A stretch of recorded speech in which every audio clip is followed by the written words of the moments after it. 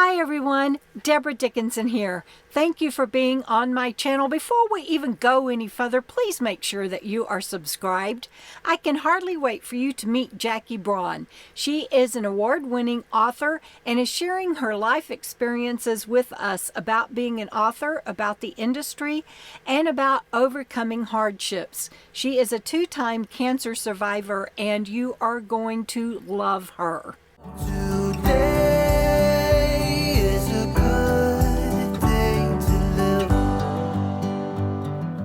My WOW workshops, WOW stands for Write on Wednesdays. We meet every Wednesday afternoon, but they are available for participants to watch at their own pace and at their own time, at their own convenience.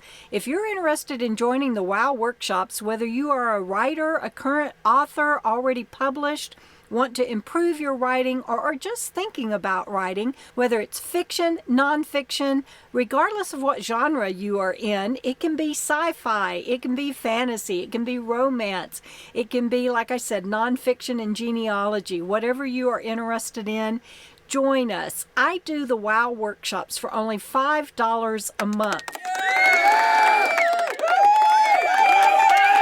And that is my way of giving back to this industry and to give back because I'm not even supposed to be here. Doctors said I wouldn't even see 2016. So I want to do something to give back to you, and joining the WOW workshops is my way of giving back. Today, I'm sharing Jackie Braun with you because she is so fabulous. I want everyone to see her. And my WOW workshop members, thank you for letting us make this video public. I'll share at the end of this video how you too can join the WOW workshops if you're interested. Today, enjoy meeting Jackie Braun. Here's her bio. Jackie is the author of 36 books, all with a happy ending. She is living her own happy ending after 2 bouts with blood cancer. Like the heroines in her books, she never gives up. Her motto is, "Life is good, God is great." She and her husband, Mark, of 31 years, live in, I make sure I got that right. I might have got, did I get yes, 31 years. She and her husband, Mark, of 31 years, live in Michigan with her sweet pup, Pip. And I hope y'all get to meet Pip today. And she calls him her sweet best boy. And she has 2 sons also. In addition to writing, she is also passionate about her faith, family, and friends, flowers, food, and dogs. She is the author of sweet, low-heat contemporary romances full of love, hope, healing, redemption, and forgiveness, and, of course, romance. Her books have earned 3 Rita Award nominations and 4 National Reader's Choice Award nominations. In 2005, she was named RT Magazine Series Storyteller of the Year. Most of her books have been published by Harlequin's Romance line and a couple published by Entangled Indulgence. They are still being translated and released all over the world. I know I just discovered her and I'm devouring what I can of hers. She has been away from publishing since late 2015, sidelined by blood cancer diagnosis, chemo remissions and relapses, and 2 bone marrow transplants. Jackie credits the grace of God and her incredible team of doctors at the University of Michigan Medical Center for allowing her the gift of enjoying each new day. In 2023, she entered the world of indie publishing after receiving the English language rights back to most of her books and is slowly updating and republishing them herself. But she'll have an update on that for us today. I was blessed to, I was blessed to begin communicating with Jackie during the summer of 2023, and as she inspired me to listen to one of her audiobooks while following along on Kindles. And that was Jackie's book, Revenge Best Served Hot, and I realized today that that was the 3rd book in her series. And I did them backwards, which is kind of fitting with my brain injury, but it took me a couple of months and many tries, but I just, what a life-changing thing she did for me. She and her husband recently bought an RV and they are now enjoying traveling as well. So you guys, please join me in welcoming someone that I now consider a friend, the fabulous author, Jackie Braun. Hi, Jackie. Oops, let me unmute your mic. There you go. There you go. Hi, I'm happy to be here. I have to apologize. I'm kind of froggy sounding. I've had a cold for the last few days, so I at least still have my voice, so I will be able to talk. So, Yeah, and thank you, because I know you have. There's Pip. Love and this Pip. is Pip. I know you haven't been feeling well, and I know you were crushing the vitamins and everything else you could to try to make it for us today. So thank you for that. Exactly. Yeah, Oh, you're welcome. Thanks for having me. We appreciate it. So first of all, tell us about Pip. I mean, I know that doesn't have to do with publishing and author, but he's it actually does. Okay. The story is, I was writing my first book for Indulgence, and it was going to be part of an anthology with 3 other writers that I knew from Harlequin. And we decided that we were going to have a matchmaking dog that was a rescue dog. He was a little Jack Russell Terrier. And each of these women in the 4 stories, the dog somehow is involved in getting them together with the man that they, the man of their dreams. But the funny thing is that, of course, I'm looking at online at all these dogs, and, you can't just look. Well, along came this little guy, and he was at a rescue. He was a rescue. He had been very, him and a bunch of other dogs had come in. He was at a puppy mill. He was the like a stud, I guess, because he was intact. And they told me he was 2 years old. But then when I got there to see him and of course I had my kids with me, and you're not going to say no when you've got your kids. They said he was probably 8 because his teeth were really bad and he was a mess. So I thought, well, it didn't matter. We were just going to take him home. And he was all shaved down. I'd never had a dog that needed grooming, and he was completely shaved down. So I had no idea that he'd be curly, and, like right now he's ready for a groom. So he's kind of on the fluffy side. And so I brought him home, and my husband said, that doesn't look like a hunting dog, because he thought I was going to go get us a hunting dog. And I came home with a miniature poodle, but he's now Pip's biggest fan too. He loves him. He tucks him in every night in his little bed. But so he actually came to us because I was researching for a book online, and he kept scrolling through rescue dogs. Oh, that I did not know that. Yeah. That was a fabulous story. Well, I love that. I love that. Well, thank you again, and the Wowzers are thanking you, it's a good group of people, and are just. Melanie has joined us, and she goes, they actually are hunting dogs, not Pip. No, well, they were they're retrievers, they're water dogs. And that's why they always had the frou. They actually would leave the how they always had the big pads, and like the big, and it was to protect their joints. That's what I read anyway. That's what I tried to sell to my husband when I brought him home. But he was wearing he's really small, and he was wearing, he weighed 8 pounds at the time. He weighs 10 now. He's kind of grown into himself. But he had a little jacket on because he didn't have any hair. I mean, he was shaved right down to nothing because he had come in all matted. And he was really a mess. He had an ear infection. He had a respiratory infection. He had a hernia. He had to have he had to be neutered. So when we got him, he was just he was a mess. Aww. But yeah. But he doesn't hunt, but he's got us. He's got us to provide for him. That's great. And he hit the jackpot with you, Jackie. He did. He's been a great little guy, and he loves going on the road with us. As long as I'm with him, the world is right. Yeah. So I'm kind of his person, and he likes to. But when I was in the hospital, that was a tough one. We'd had him for about 3 years when I got sick, and I was in the hospital for a long time, and he wouldn't go to my husband before that, but he learned to like my husband because he didn't have a choice. It was like, oh, I better like this person. They're feeding me. And he was kind of a mess when I came home, and he cried and cried. They're funny. They're really funny. They're very emotional. And they know when things are right and when they're not. They know. Yeah. And so you're getting a lot of wonderful comments from people about how wonderful Pip is. I want to come back to your illness in a moment, because Okay. that is part of your career history, and Yeah. and you tried some changes after that, and are now realigning. And so I want everyone to hear that story. But are you up to hearing a couple of questions from the Oh, Wowzer? sure. Sure. Okay. All right. So Marie, she is on here. I saw her say hello a little bit ago. She said each heroine is physically distinct from her other heroines. How do you do that? Well, as I was telling you earlier when we were chatting, when I was writing the books, I was writing 2 to 3 a year. And so, even for me, it was important to distinguish them, not just for the reader, but for myself. I didn't want to write the same character every single time.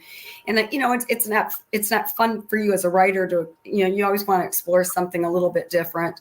And so that was part of it. And I always tried to find something that was a little bit imperfect about them, because, nobody's perfect. And, even really beautiful people, because let's face it, there is still some expectations that you're going to have somebody pretty attractive. I mean, it's just, the guy's going to be pretty hunky and the woman's going to be pretty, even if she's in a downplayed pretty or a, more of a plainer person, there's still going to be something. But I always tried to make her that she always had some kind of oddball characteristic. Like, I had one character had a little mole by her eyebrow that kind of it made it like a little semicolon. So her eyebrow was like a little semicolon, and, just quirky things, or a scar on their chin, or, that makes somebody wonder how they got that, or, just something different. I love Pip. I know. It's like I've got treats. He's gone through a lot of them already. Well, now you were telling me one of the ways that you did it too was because the internet, when you started, the internet wasn't what it was today, and you used magazines. You want to tell the Wowzers about that? I subscribed to In Style magazine, which I'm not the most stylish person, so it certainly wasn't for me and my fashion, but it was a great magazine for just style, to keep current on style trends, because you're always trying to describe things, and I write contemporary, so you're trying to stay up on things. And then you're they always have models, and really, even the advertising you could use, you didn't have to just have people from like models in the stories or something. But I always found there'd be somebody or a man or something, and I always would like rip them out, and I had a little folder that I kept, and it would be like, these are the heroines, these are the heroes, these are sometimes it was like a house that I saw, this is the setting, this is the house. I remember one time a friend of mine, he had gone to visit on a road trip to visit friends of his, and he came back with pictures of this really interesting looking house. It was a really beautiful brick, very distinctive, kind of a fairy tale cottagey type vibe going on. And it had an awesome garden. And I remember asking him for this was back when you had pictures, not on your phone, actual pictures. So he had them printed out for me and gave them to me. And then, interestingly enough, I never ended up using it, but I kept it for a long time, as an idea for a cottage that I wanted to someday set a book in. So, I think writers are different from other people in how we view the world. We look at the world and we see stories, ideas, we see settings, we see drama, we see we see conflict, we see what's motivating people. We're just very different, and it took me a long time to realize that not everybody views the world like that. And because people ask you, oh, where do you get your ideas? And it's like, what do you mean? They're everywhere. The ideas, I can be making a bed and come up with an idea. I mean, weird things, that just pop into your head, and they spool away and they become something, or sometimes they don't become anything. I have lots of ideas that I've never written the book from, but they just pop up. But they just pop up, and they, but it took me a long time to realize that a lot of people's brains don't work like that. That is the writer's brain. It is. It's kind of like, people who are number people, accountants and stuff. I'll never claim to be good with numbers, but that's just like their brain sees things differently than my brain. Exactly. And I mean, it's like there was a gate, a door, and it was red, and it was a 3/4 door under an oval arch, and it was like half off on a hinge. And, I was just, I mean, just looking at that, it was beautiful, but I created half a dozen stories in the first 2 minutes of looking at it, of what happened and where it led and who's gone through it and what might be happening on the other side, and all of that. And I too did not realize that normal people don't do that. They look and see a red gate and a beauty and whatever the architecture is, whatever they see. But that is one reason, and I'm glad you said that, Jackie, because we're going through the prompts that my writing coach gave me for these, because I think it helps you.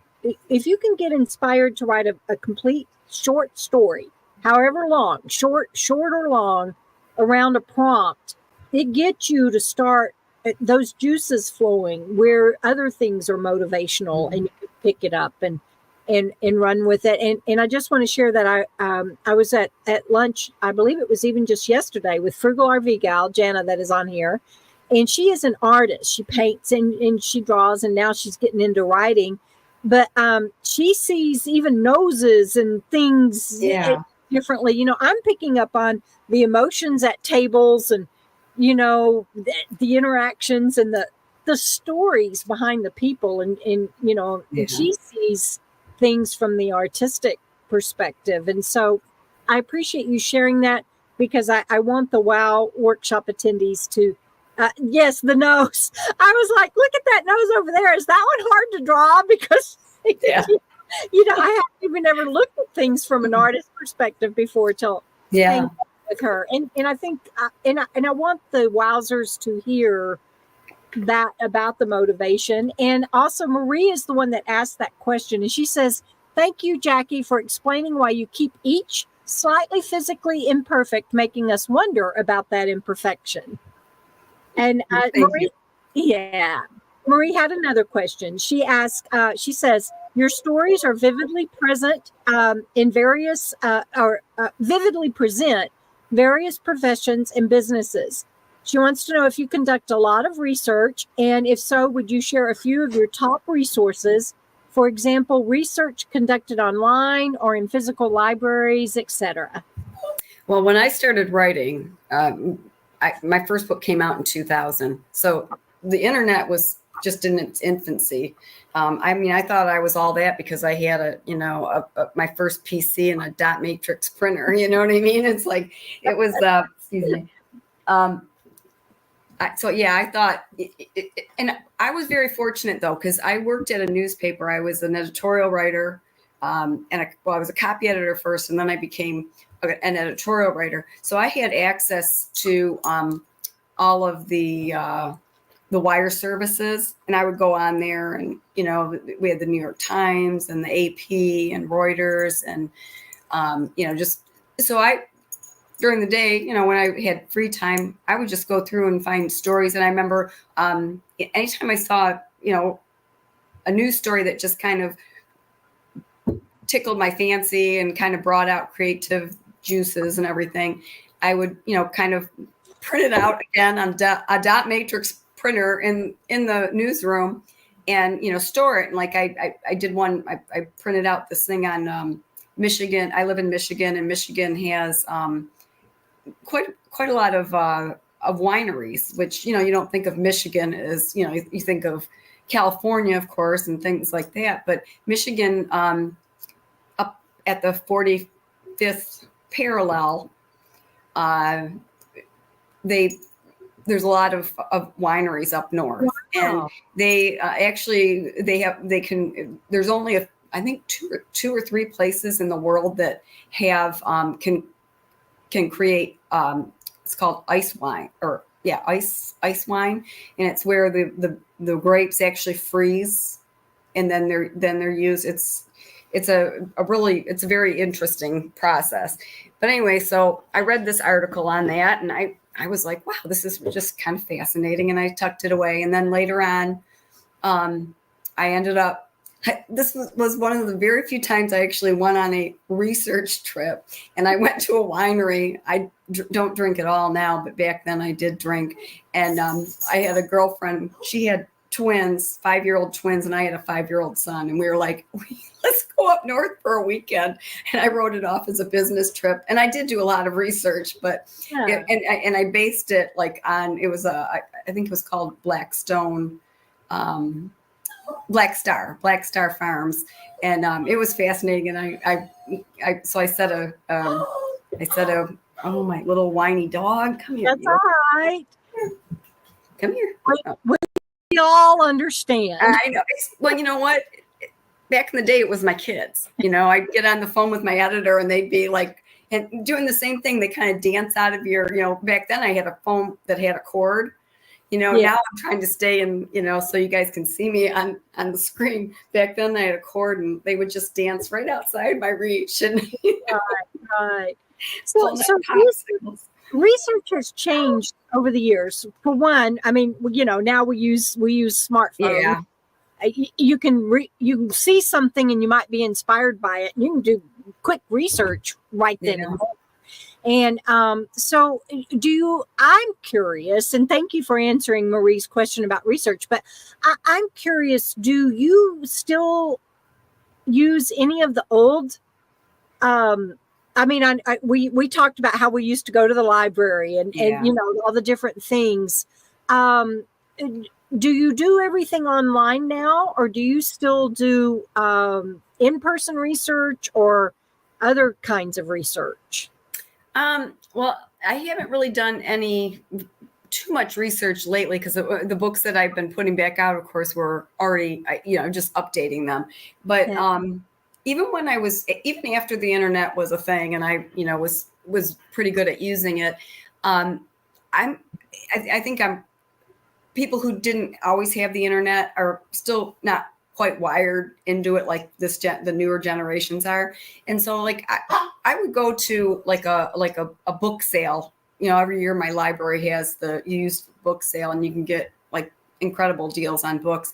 And I would buy like one year I knew I wanted to have a character who was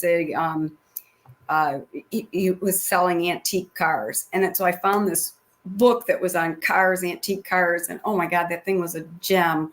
And it told you like how much they'd sell at auction and, you know, everything. And so I could sound really smart when I wrote this book about this guy looking up these, you know, checking out these cars and everything. And I still like having things in my hands and you know, I'm still a very tactile person. I think, you know, it helps too on the internet when you do the research. You might get a lot of snippets and pictures, but you don't get the bulk volume in one place like that. So that's a good example. Yeah. Are you ready for a couple of more questions? I am. Let me grab my little dog though. Okay. Stay here. Come here. All right. You gotta behave yourself. We're on. It's cute. So regal. Okay, so Chris is, she admits that she hasn't had the chance yet to read any of your books, but she wants to know which is your favorite and which one would you recommend to a new reader? Oh, that's a hard one. I get that a lot. People say, kind of like picking between your children, right? You know, it's like, see, that's why like I have my dog on my, you know, as my wallpaper on my phone because I can't pick between my sons, but I can, you know, if I put the dog on there, it's like, that's the dog. You know? Yeah. He's my favorite. No. I would say, honestly, out of all you know, all of them are special for different reasons. Some more special than others, though. One, you know, my very first book, of course, was special just because it's your first book and you're so excited to sell. And then, in fact, what did I do with that? Oh, I thought I had it right here with me. Oh, here it is. This was my very first book. One Fiancé to Go, Please. One Fiancé to Go. I'm writing that down. That's too cool. And it came out for Silhouette, and it came out in 2000. It came out, was a crazy year because it came out in October of 2000. We adopted our son Daniel in September of 2000. Oh, wow. And in February of 2000, my brother Daniel passed away from cancer. So it was a very emotional year. Yeah. So, it was, so that's a I special book. suppose. Yeah. And then I had the second book I wrote was it was a Rita finalist. It was True Love Incorporated, and it was kind of sweet. It was about a widowed man who a matchmaker just kind of sends out these flyers to people in town, and this man is so incensed because it's coming up on the anniversary of his wife's death. Like, she had been dead a couple of years, I think, and he'd just been recently thinking, but he's so incensed because he feels guilty about it, so he attacks her. It's like, how dare you send this thing out? And so she makes him this a bargain that she can find him a match, and of course she ends up being the match that he finds. But it was kind of a bittersweet, because it was kind of like written thinking of my sister-in-law, who I wanted her to find someone else, and I know how much she loved my brother, and I just really wanted to convey that it was okay to move on, that it didn't mean she loved my brother any less, that she found love again. And she did eventually find someone, and like 5 years after my brother died, she remarried, and he's a great guy, and so very happy about that. Did you just re-release True Love Inc.? No, I didn't. I have about that. No, I haven't re-released that one. Probably my favorite book I had thought about re-releasing this year, and that was Harlequin titled it In the Shelter of His Arms. It was my fifth book, and it was it was definitely my favorite, and because my main character was semi-illiterate, homeless. She was just down on her luck, literally at no money left, and ends up finding this guy picks her up as she's hitchhiking, and he ends up giving her a job and doesn't realize it, but he also gave her a place to stay because she broke into the storeroom and slept there. And so it's like, I think that my editors at Harlequin were really wonderful, because they let me really push boundaries on some things, and I think that was helpful for me as a writer, but I don't think it was helpful for me as in terms of business sense, because I don't know that it always went over well with the demographic. I was, I wasn't always writing to trope, like a really well-known trope. And so I think they were harder to market, and so some of them didn't do very well. But I don't regret writing them. They were honestly, some of my favorite books that I wrote, and that I felt very strongly about, and that were nominated for awards didn't do well commercially, and that's okay. There's, you win some, you lose some. But like I was saying, I plan to put it out this year, because it's kind of related. I was going to do 3 books. They're kind of all related. They have related characters. But as I was telling you, it's been real slow going indie. You really, I'm going to stop you because I don't want to do indie yet. I'm going to come back to that. Okay. Okay. That sounds good. Okay with that? Okay. All right. Let's finish up Chris's second question. Okay. I'm going to lead you through some things that I want to make sure that the WOW Workshop people hear. Okay. All right. So, Chris's other question is, she says, do you plan out and outline each book in advance and try to stick with that? Or do you write by the seat of your pants? Oh, I am totally a pantser. My editor used to just laugh because she knew when I would turn in my synopsis that the book I would eventually give her would be nothing remotely like that. In fact, there were some times where she would just you know, they would ask you for titles, but very rarely did they use my titles. One Fiancé to Go Please was actually my title. In the Shelter of His Arms was not. But I mean, very rarely did they use my titles. And sometimes I would just say, I would always title my book like by the character's name. So it would be like Eve's book, or, Marnie's book, so I didn't, because I just gave up on titling things. And sometimes when I would go to contract, I was always on like a 3-book contract, and so I would give them 3 outlines, and sometimes they would say, my editor would say, like, one of them didn't really work, so we would go to contract and it'd just be called Jackie's Blind Book, because none of us knew what it was going to be about. But it eventually got sorted and written. But I found I'm always amazed when people can do outlines, because I think it would be wonderful to be able, if my brain would work like that. It just doesn't. I've tried it. I've tried very hard to do that, and it just doesn't work that way. I'm the type of person who I like to discover things along the way. And if I know everything, I don't have any enthusiasm to write the book.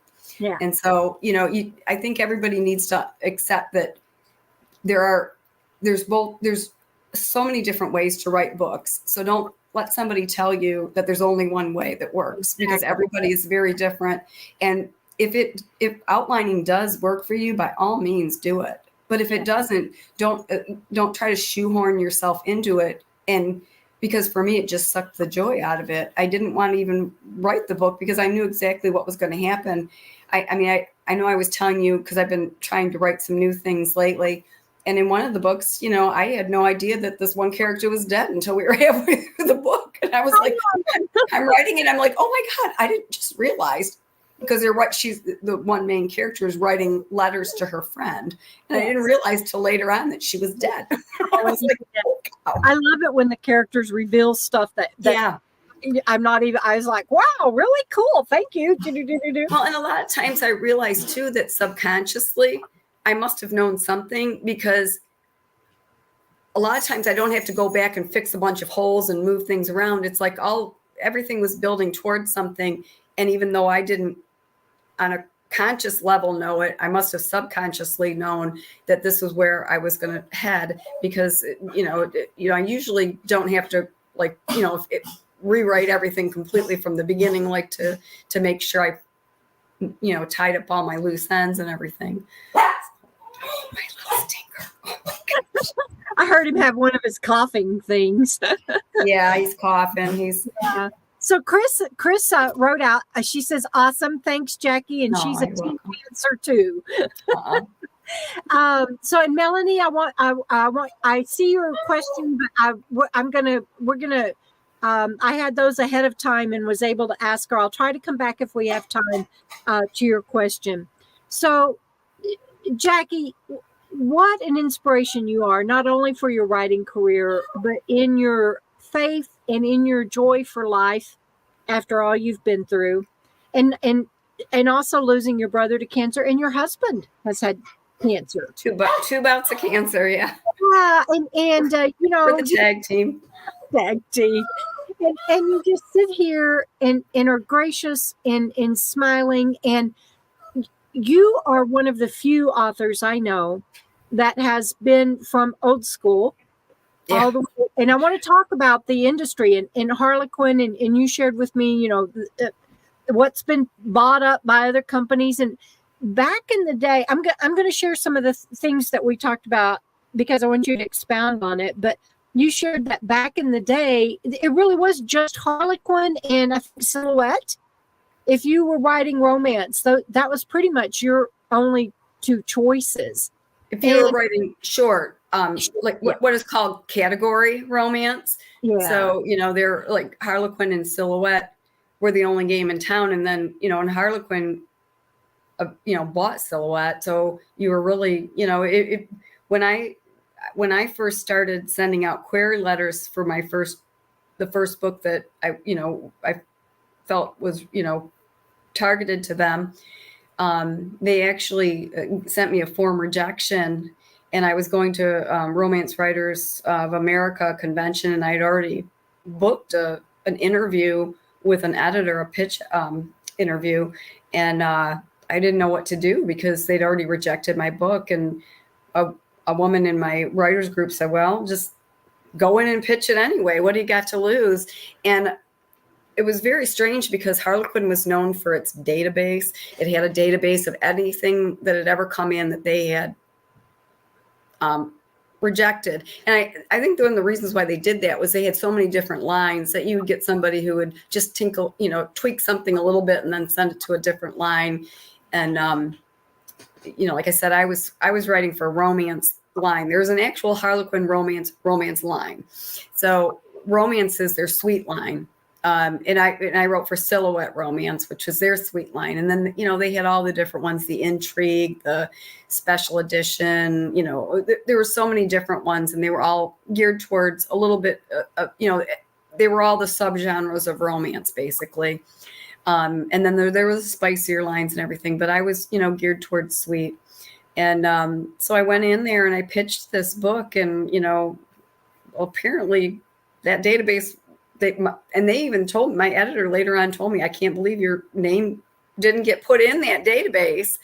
It was meant to be. Yeah, it was just kind of meant to be. And they told me the lady told me that I pitched it to, said, go ahead and send it. And she told me who to send it to, because it wasn't going to be her. She wanted me to send it to the person. It was a new editor who was associate editor who was over the line that I was pitching to. And it took 3 rounds of very intense edits to get a contract. And I felt very fortunate that I was able to, get a contract. And then that editor left. I was like, are you kidding? And so I got a new editor, and I just started my second book, which was True Love Inc. And right before that editor left. And so the next editor finished out for me. And her and I did not get along. And she dragged her feet so long on my third book. I didn't think I'd ever get another contract, in fact. And she finally, I finally end up selling that book to Silhouette, and she kind of shook me loose to another editor. It was kind of funny because that second book, I was in New York for the Romance Writers of America convention because I was a finalist for a Rita for that book. Yes. And I remember her saying to me, darn, I kind of wish I had kept you now. And I'm thinking, oh, I'm kind of glad you didn't, because you didn't really like me. And then at that same convention, the editors were over from London, and Harlequin Romance was going through a big switch up. They wanted to bring in some younger voices, which I was 40 at the time, but they wanted to bring in some younger voices. And they approached me about switching over, even though I'd sold the book to Silhouette. So I could have stayed with Silhouette. But it was really a smart thing. And I was kind of God was watching out for me, because right after that, I said yes. And my third book came out as a Harlequin Romance. And right after that, Silhouette's romance line folded. And all those writers needed a new home, and not all of them got picked up. So I was kind of ahead of the curve on that. And then I stayed with that editor, Stacy Boyd, who I just absolutely adored for all the rest of my books, even though I was being edited technically. I was out of London at that point, but I stayed with my New York editor for all the rest of my books, except for a few of them that they were special projects that, they handed me off to the people in London. But, and it was kind of crazy because back then, believe it or not, you had to send in like my books. I would send them in as, you didn't do, like now you write something, you shoot it off in an email. No. You printed these suckers out. You posted them over. They posted back with their notes. It was like this. Oh my gosh. People really, it's like when I'm trying to explain to my kids how, the telephone worked back in the day when it was rotary dial. You know, I mean, it's just like you have no idea. You really And now, have no like idea. you were saying, everything's done by email. You find they have a box. You submit everything through there. You rarely get to talk to an individual. I mean, you know, you had told me, I want to talk about, you had said that there, first of all, like Romance Writers of America, the conventions are very expensive. You've chosen to not attend them anymore, even though, and I'm going to catch everybody up with where you're at now in your career, but you've chosen, because of the expense, to not do those anymore. And that's huge, because you're kind of, after your illness and getting back in and everything, you're kind of re-entering the field with your new books. And what you tried as an interim is taking your books that you currently have the rights to, that you had already published, and going indie with them, which is what I do. And I want anyone with us tonight and anyone watching this later to know that we'll be covering the pros and cons in much more in depth later. I don't want you to feel like you need to carry everybody on that. We'll be covering the pros and cons of indie, the pros and cons of going with publishers. So just briefly, if you could, Jackie, tell us why you thought I'll go indie and why you've decided I ain't doing indie. It's so funny because it seems like it was a really long, it feels like I've been doing indie for a very long time, even though I was looking back and I realized I really just did it for 2 years, tried it for 2 years. But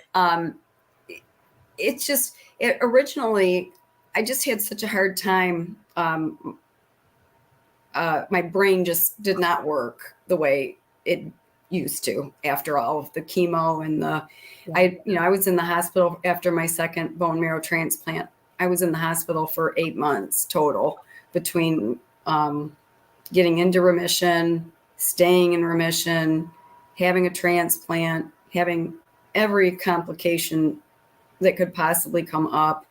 And then, so I went into the hospital in January, and I came home several times for, a week or a month, but I got out in December, so it was like a full year, even though it was broken up a little bit.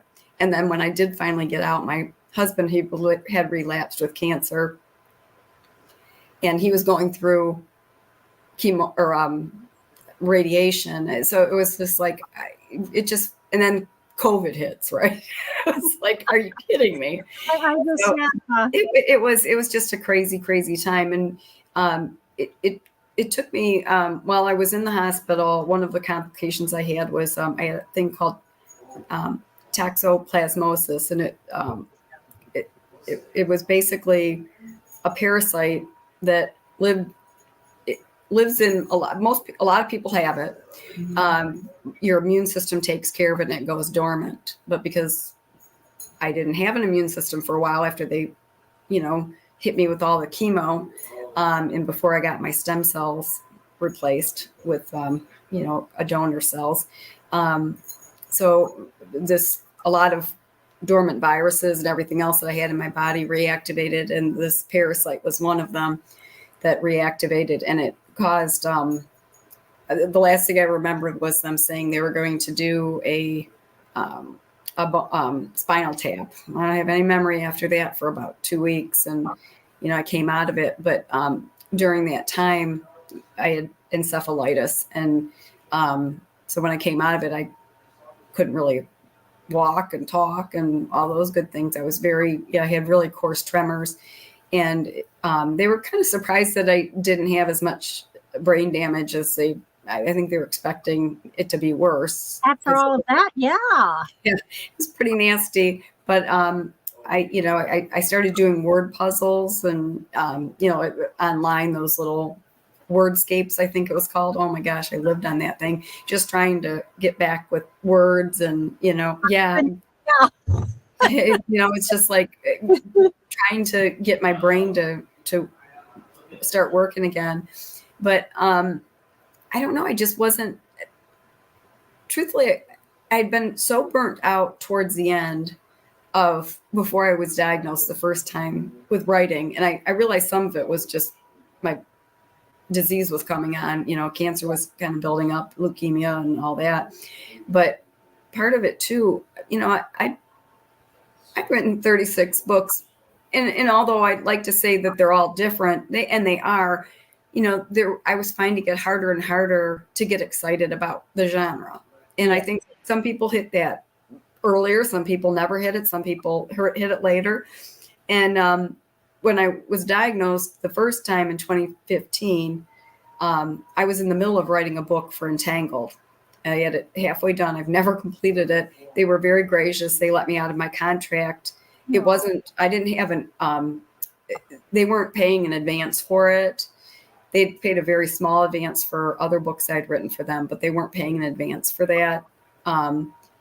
So I didn't have to repay any money, and they let me out of the contract and said, whenever you feel ready to continue, don't worry about it. You can come back and write it.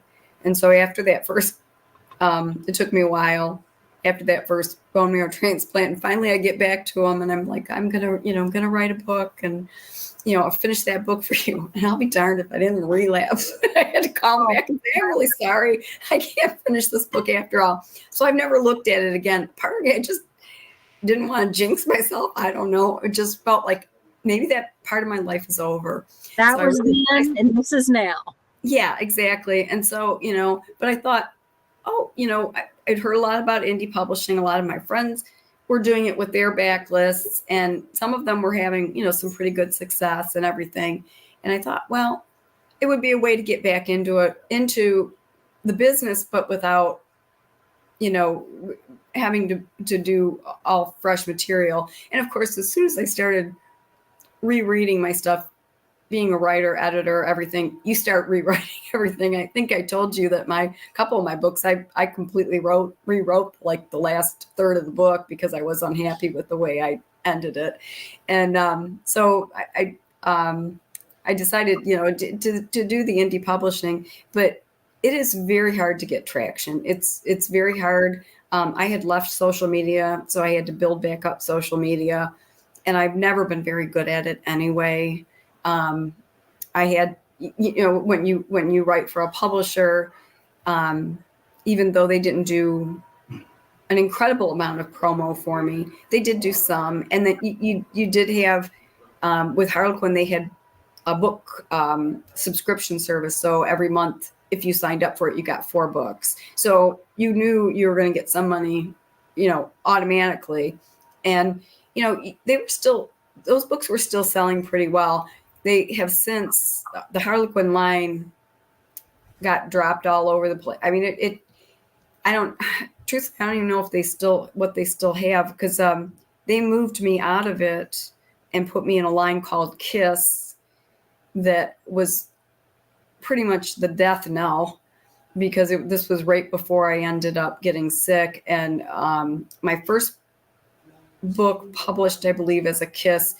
And by the second one, they were already going just straight to digital, which Harlequin did not transition well to digital. They have an older market, and they weren't reading the books on digital. So my sales went from, here to right in the toilet. I mean, I literally like less than 100 books on a royalty, where I had been selling really well. But those books are still being sold around the world. Thank God for like Germany. I love the German people. They read a lot of my books for some reason.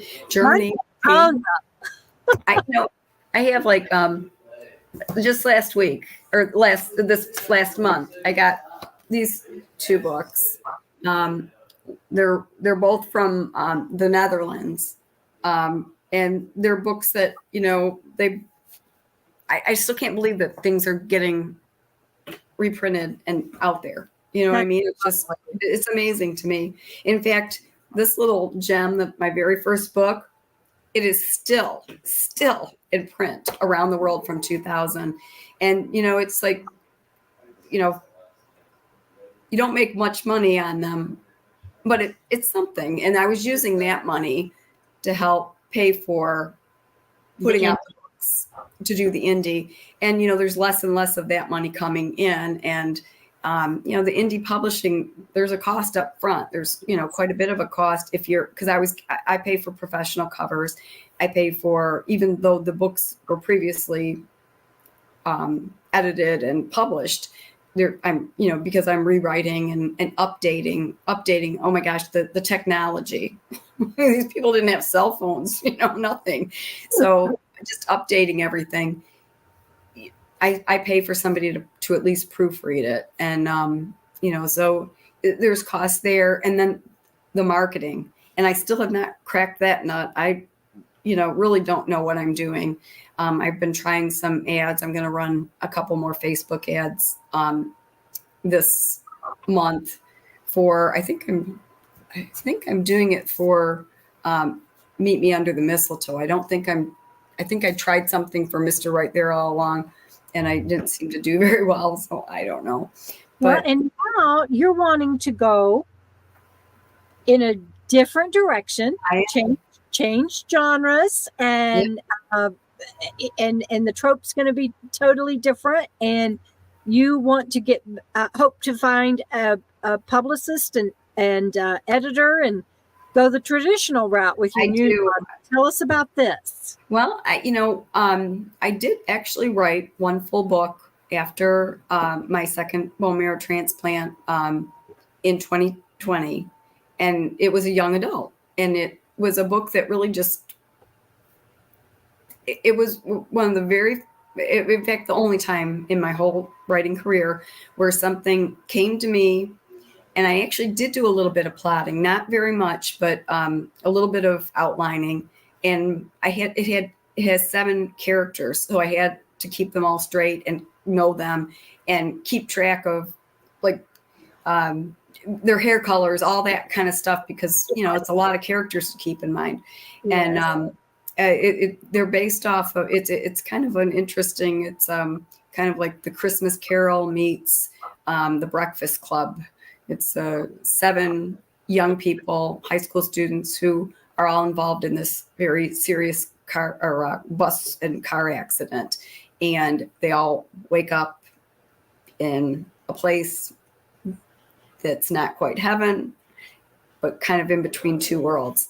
And they're tasked by an angel to visit their past, their present, and what their future could hold for them. And each one of the 7 represents one of the 7 deadly sins. Yeah. And it was the book, like I said, I'm still kind of shocked by how quickly I wrote it. It was quite a bit longer than anything I've ever written, because the books I wrote for Harlequin were all about 50 to 50,000. Well, actually mine were more like 45 to 50,000 words. And this book came in at, I think, 64,000 words. So, and I wrote it I started in October and finished it in December. I've never written a book that quickly, that length of a book that quickly. Yeah. So, and I have another one that I'm working on, again, another young adult. And yeah, I'm kind of excited to explore that, but it's a completely different genre. I never had an agent the whole time I wrote for Harlequin. And it's very difficult, so I might need more to get read. Harlequin has an open submissions policy. A lot of publishers don't. Young adult is very rarely is there an open submission. So I'm going to have an agent if I want to get in there and get traditionally published. So I got some work ahead of me. But you have to, at this point, go out and market yourself to get an agent who that will help you market. I mean, the premise is that will help you market to get a publishing house. Yeah. Correct. Okay. And so, and that's what you hope to do with your YA series or YA content. Yeah. Good. So you are the real deal to have been, to have started back in the day and gone through that, and then overcome all that you've overcome, and then dive into indie. And now you just have this almost like, it feels to me, Jackie, and I've never said this to you, but it feels almost to me like an awakening, not Yeah. for yourself and for your life and for your writing, and and going to go this new route. And so some of the things that people are saying is, Melanie says she likes YA books. They have some have really interesting storylines. Yeah. Frugal says sounds very interesting, and Melanie says I would totally read that one. And Sophie gave you thumbs up and like it. So, thank you. yeah, so it is very, very exciting, and it's got to be a little scary too, I would think, because it's almost like starting over, even though you're not starting over. Yeah. Well, Yeah. the publishing world is so different. It is like, I feel like a newbie all the time, even though I've, written all those books and, did all the stuff, because it's so different. It's just so different. But, one thing I will say is that, you talked about this being an awakening, and I do believe that. It's like, I've been holding on to this so tightly, because you feel like, I felt like writing was my identity. And, so I've really, like I said, I have a very strong faith in God. And I've just been asking him lately, like, what's the plan here? You kept me alive for something. What's the plan? And, part of me realized that part of his plan is I just need to let go of what I thought I should be. And, maybe all the books that I wrote were part of a different plan, but I have a new plan now. And I just, and even if the new plan is just to enjoy writing those books for myself, and maybe, to go traveling in my RV with my husband and spend time with him, and we're just loving it. We are absolutely loving it. That's okay. I mean, it's kind of like I'm still so far ahead of the curve. I feel like I lucked out in so many ways. I'm so blessed that I can't, I'm not going to quibble with the details now. So yeah, you're definitely killing it and winning it regardless. Totally true. As are you. Oh, thank you. I just, mine is I don't have sales volume you do. I mine is a lot in-person sales, and it's like, our babies. To see somebody want to take that and read that is just mind-boggling, and I just, it puts me on top of the world every time. And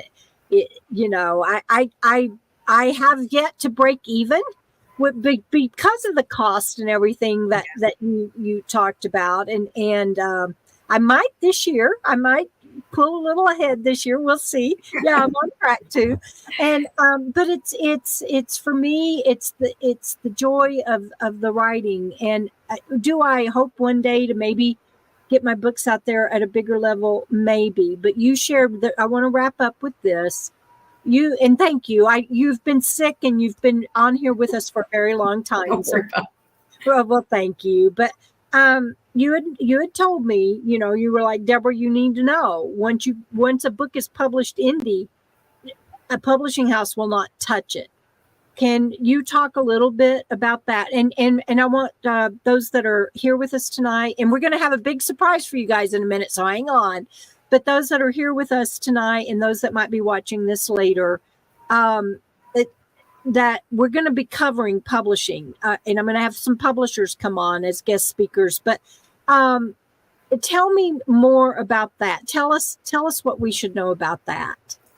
Well, I won't say they would never. I mean, if you write something that's just absolutely phenomenal, somebody might decide to publish it again.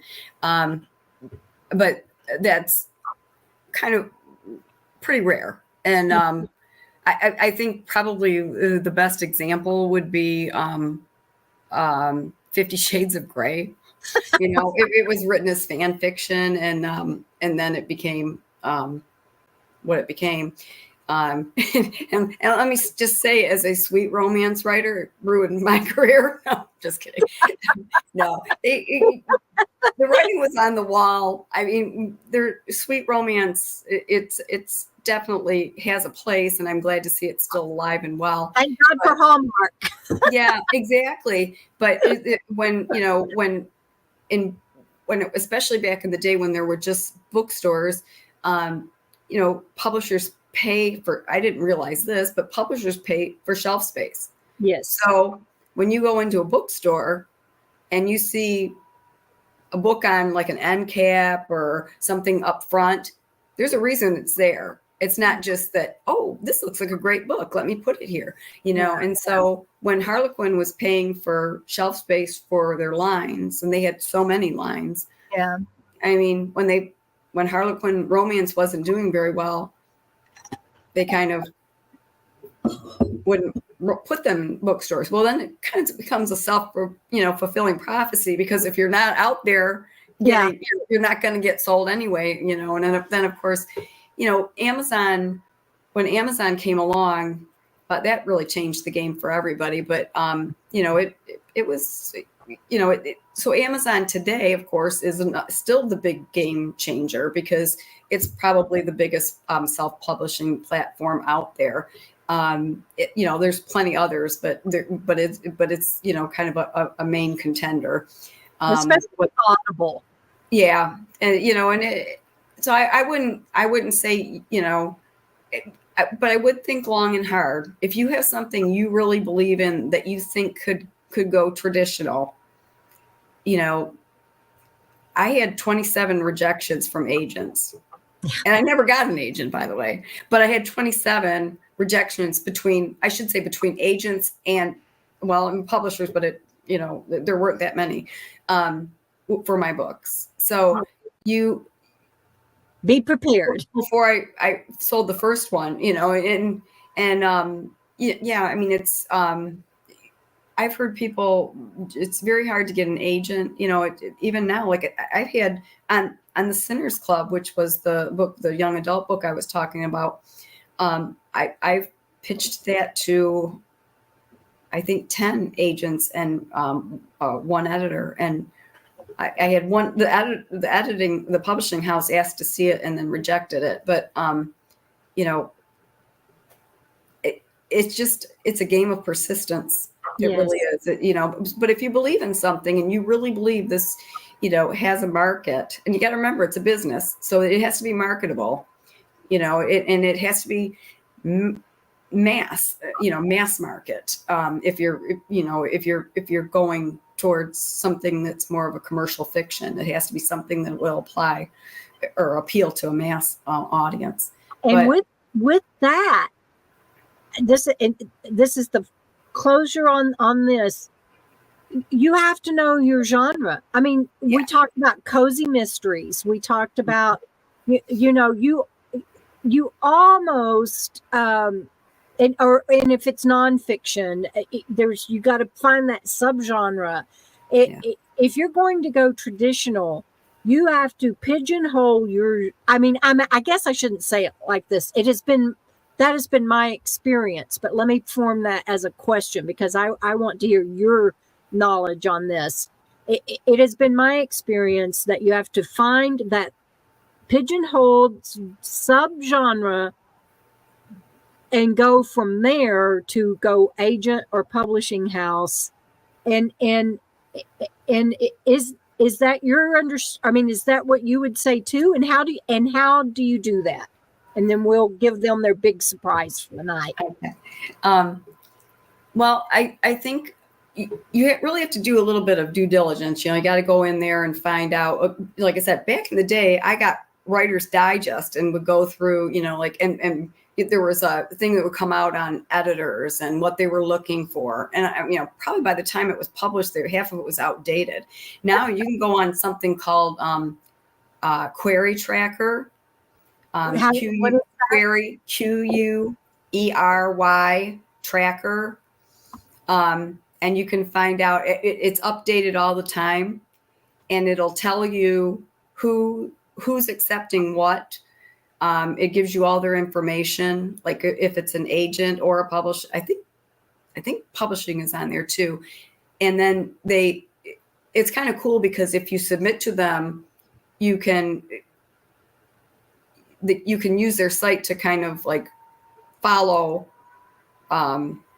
It's been a long time since I did it, but you can kind of see, like, you can track how your query, like, is it in the queue? Is it, and then that you don't, if they've rejected you, you're not going to be like, oh, did I send it to this one? Or, the other thing I found, and this was back on Twitter or X, a lot of times agents will announce, like, I follow different agents, they will just announce, I'm accepting queries today. I mean, it'd be like some weird thing, and everybody's sending off stuff. And I did that a few times. I got rejected, but I still did it. But you do need to know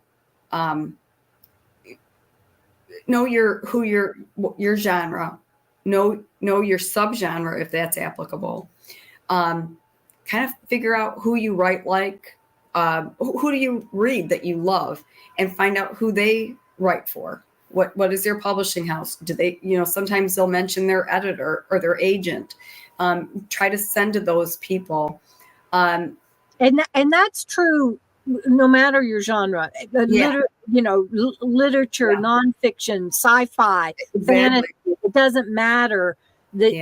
What you are telling us now, I want everybody to understand, isn't just for romance writers. That's true across the board. Well, and that's the neat thing about Query Tracker, because it'll say, like, these, every week I get an email from them saying these are what's new or updated. Like, this agency is no longer accepting, this agency is accepting, blah, blah, blah. They have a new agent came on board, and this is what they're accepting.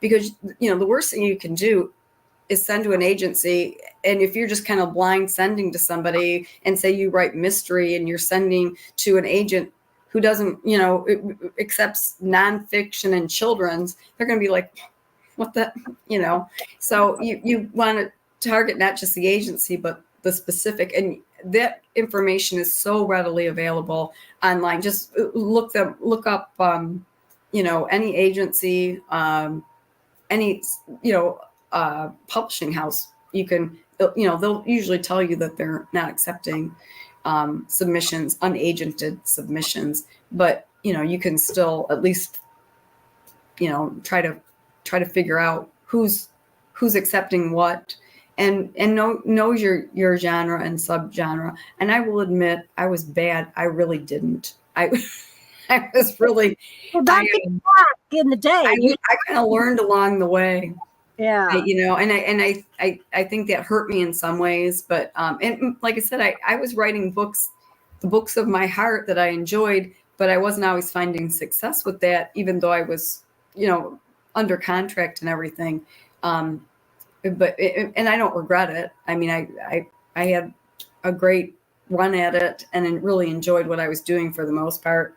And it was a great way to stay home with my boys. I mean, I'll never regret that, being able to stay home with my kids when they were little, and just being there for them in general once they were in school. I was always the parent who could come to the school pageant during the day, or whatever, because I didn't have to be in an office. That's so awesome, and we can't thank you enough for being here today. Well, thanks for having me. Yeah, I really enjoyed it. I enjoy talking to you all the time, Deb. Me too. You. Thank you. Jackie, thank you so much. You have you're welcome. A wonderful evening, and thank you for your time and your big heart and your beautiful smile and just your journey. Thank you for sharing it all with us. Oh, you're welcome. And like I said, every day is such a gift. So I'm happy to be here. Thank you, dear one. We'll see you. Bye-bye. Bye-bye. Isn't she fabulous? Thank you for being on my channel, and thank you for visiting and meeting Jackie Braun today. Please leave her some love in the comments below.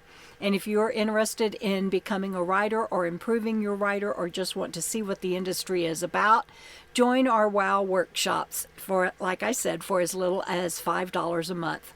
And those links are in the comments below.